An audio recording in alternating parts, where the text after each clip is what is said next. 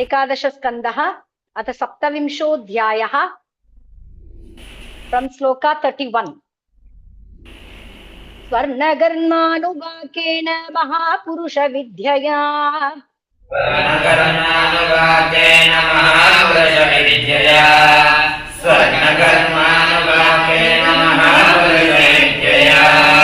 पौरुषेणापि सूक्तेन सामभिराजनादिभिः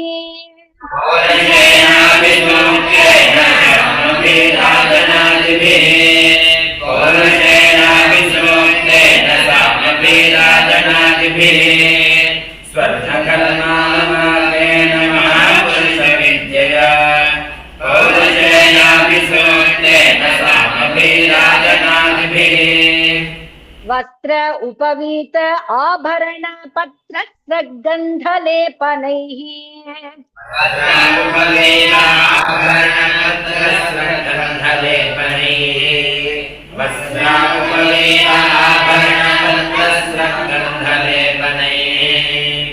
अलंकुर्वीत सप्रेम मद्भक्तो मां यथोचितम्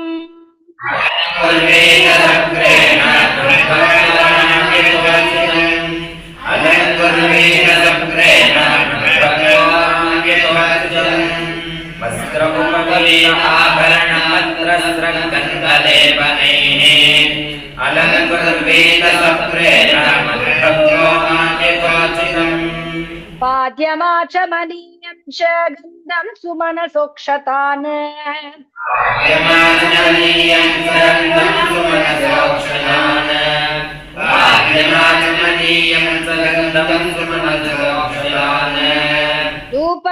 धूपदीपोपहार्याणि दद्यान्मे श्रद्धयार्चकः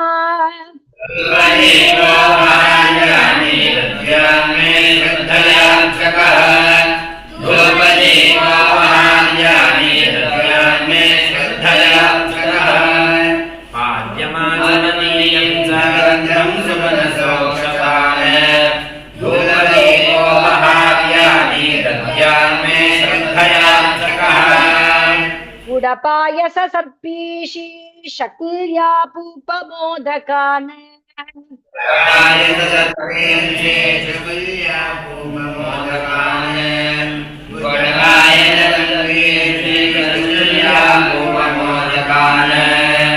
संयावत् अधिसूपांश्च नैवेद्यं सति कल्पयेत्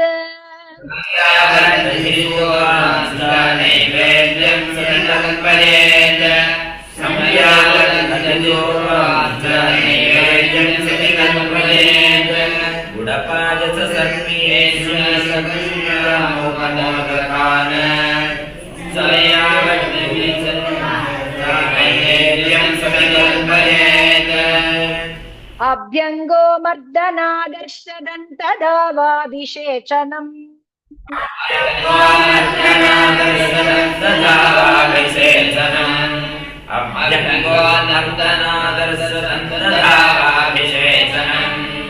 अन्नाद्य गीत नृत्यादि पर्वणि स्युरुतान्वहम्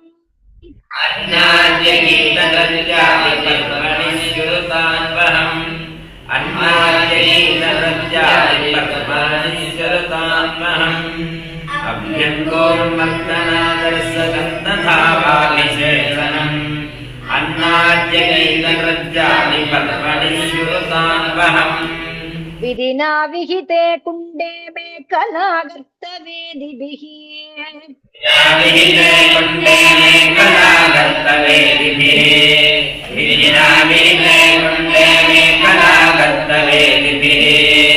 अग्निमाधाय परितः समूहे पाणिनोदितम्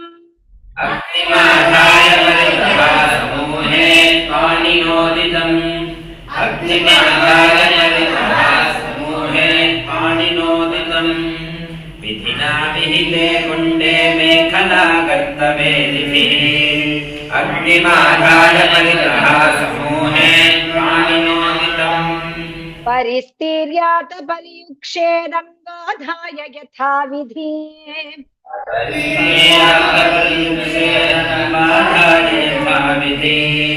परिस्तीर्यात परियुक्षेदङ्गाधाय यथाविधि प्रोक्षण्यासाद्य द्रव्याणि प्रोक्ष्याग्नौ भावयेत माम्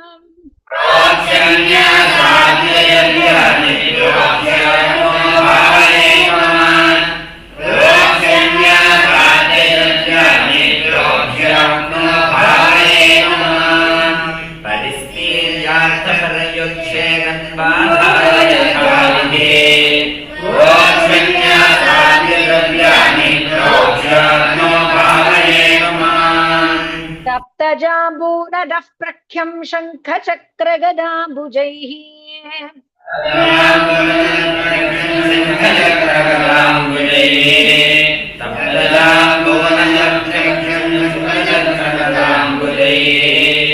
लसच्चतुर्भुजं शान्तं पद्मकिञ्चल्कवाससम्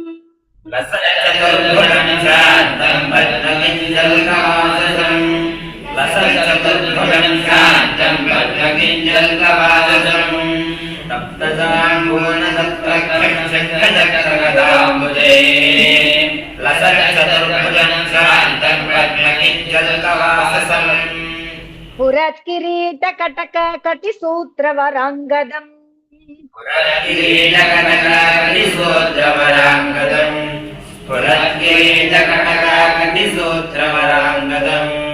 श्रीवत्सवक्षसम्भ्राजत् कौस्तुभं वनमालिनम्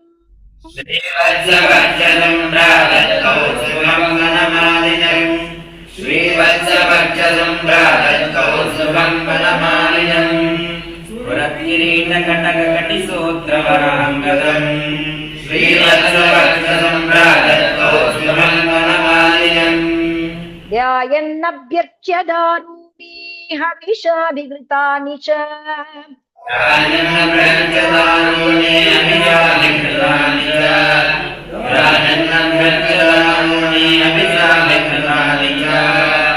प्रासाज्य भागावाघारौ दत्त्वा चाजप्लुतं हविः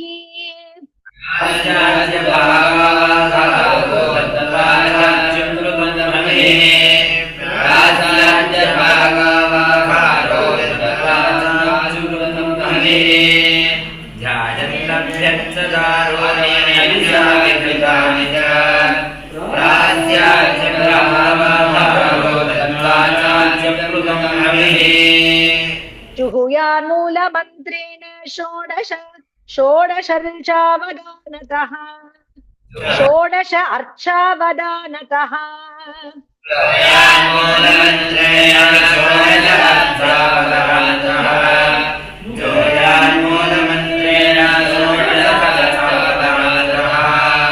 धर्मादिभ्यो यथा न्यायं मन्त्रैः सृष्टकृतं बुधः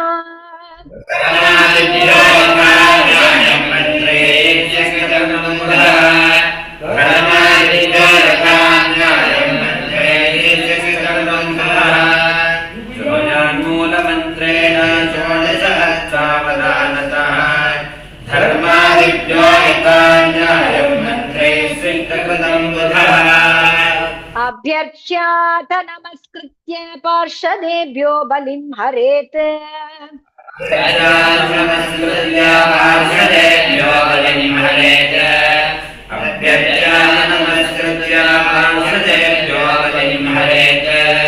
मूलमन्त्रं जपेत् ब्रह्म स्मरन्नारायणात्मकम्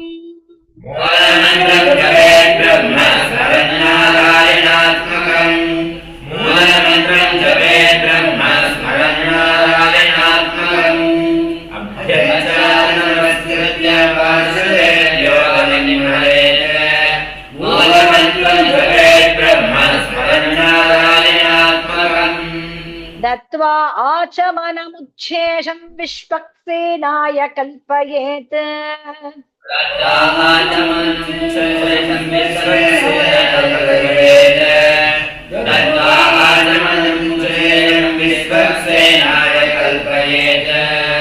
मुखवासं सुरभिमत् ताम्बूलाद्यमतार्हयेत्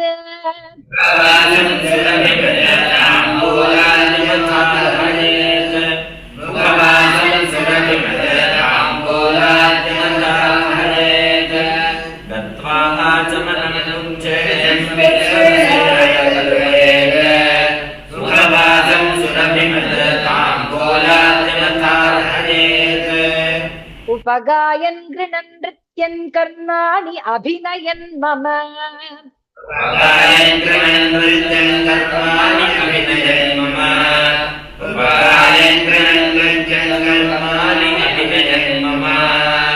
मत्कथाः श्रावयन् शृण्वन् मुहूर्तं क्षणिको भवेत्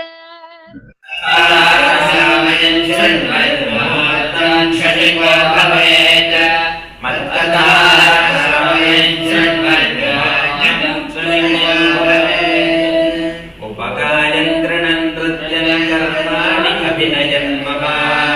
मत्कथाः श्रावयन् शृण्वन् मुहूर्तं क्षणिको भवेत् तवैरुच्चावचि स्तोत्रैः पौराणैः प्राकृतैरपि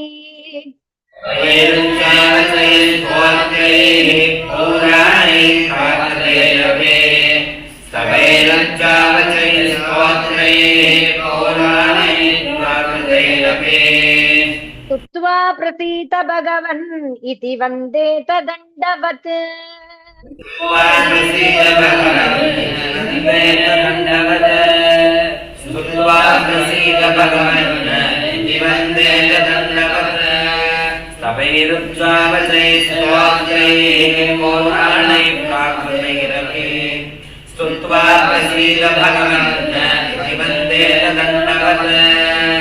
शिरोमः पादयो कृत्वा बाहुभ्यां च परस्परम्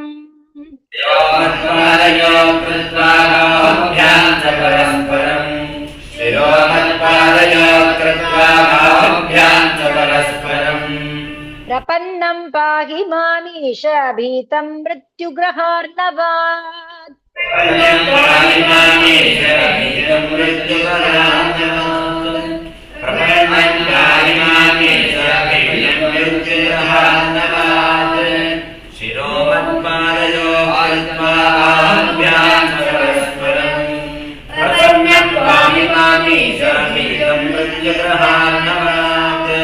इति शेषा मया दत्तां शिरस्य आदाय सादरम्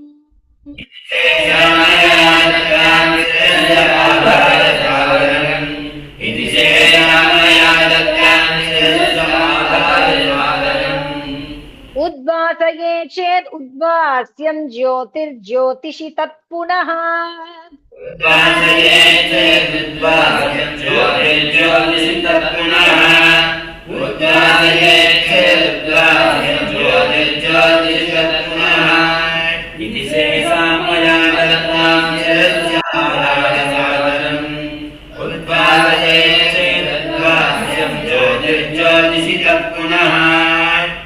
अर्चादिषु यदा यत्र श्रद्धा मां तत्र च अर्चयेत्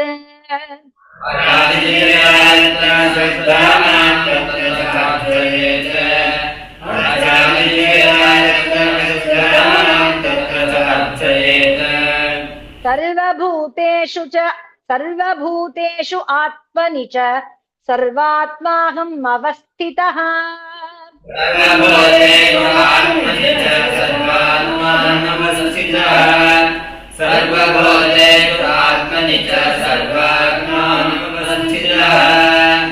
अर्चादिषु यदा यत्र श्रद्धा तत्र च अर्चयेत् सर्वभूतेषु आत्मनि च सर्वात्माहमवस्थितः एवं क्रियायोगपतैः पुमान् वैदिकतान्त्रिकैः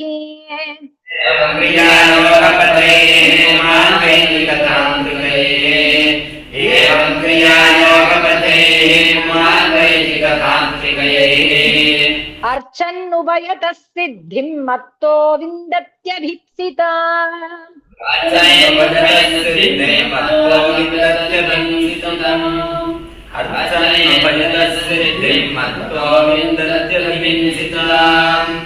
एवं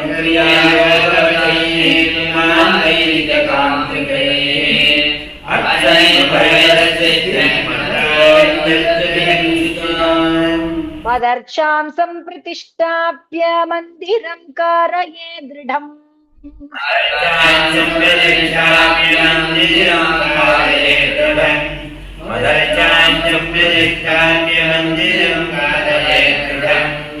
पुष्प उद्यानानि रम्यानि पूजायात्र उत्सवाश्रितान्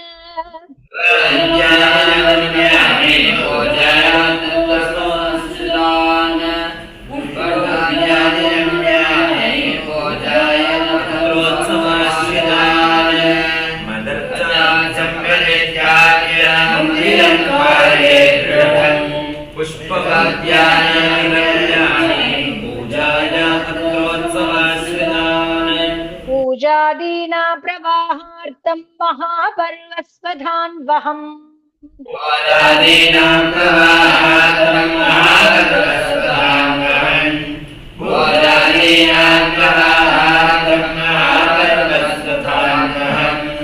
क्षेत्रापणपुरग्रामान् दत्त्वा मत्साष्टितामि यात्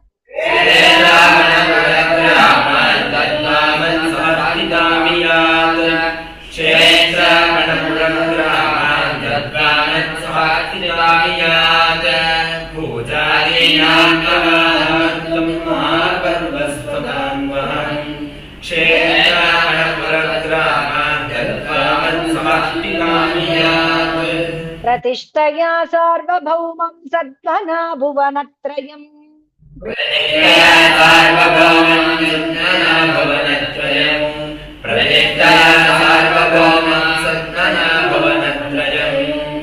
पूजादिना ब्रह्मलोकं त्रिभिर्मत्साम्यतामि यात्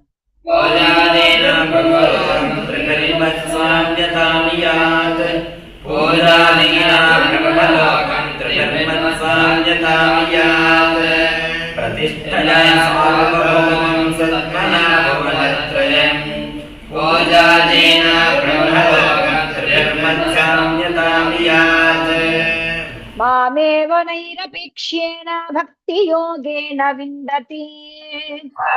नैरपेक्षेण भक्तियोगेन विन्दते मामेव नैरपेक्षेण भक्तियोगेन विन्दते भक्तियोगं स लभते एवं यः पूजयेत माम् भक्तियोगं स लभते एवं यः पूजयेत माम् भक्तियोगं स लभते एवं यः पूजयेत माम् मामेव नैरपेक्ष्येण भक्तियोगेन विन्दते भक्तियोगं स लभते एवं यः पूजयेत माम् यस्वदत्तां परैर्दत्तां हरेत सुरविप्रयोः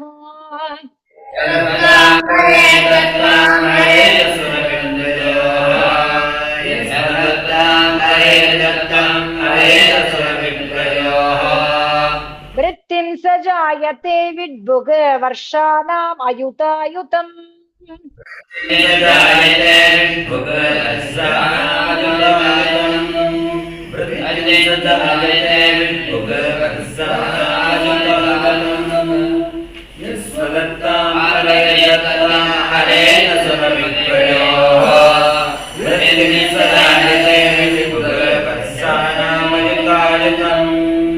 कर्तुश्च सारतेर्हेतोः अनुमोदितुरेव च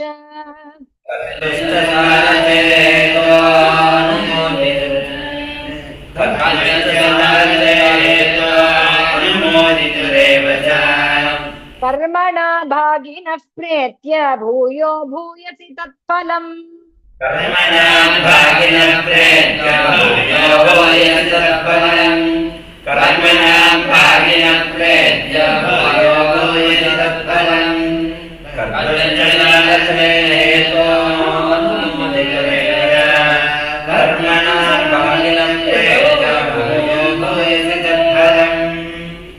इति श्रीमद्भागवते महापुराणे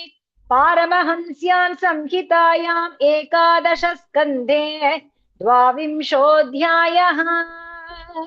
श्रीमद्भागवते महापुराणे पारमहंस्यां संहितायाम् 11 स्कन्धे 27 इति श्रीमद्भागवते महापुराणे पारमहंस्यां संहितायाम् 11 स्कन्धे 27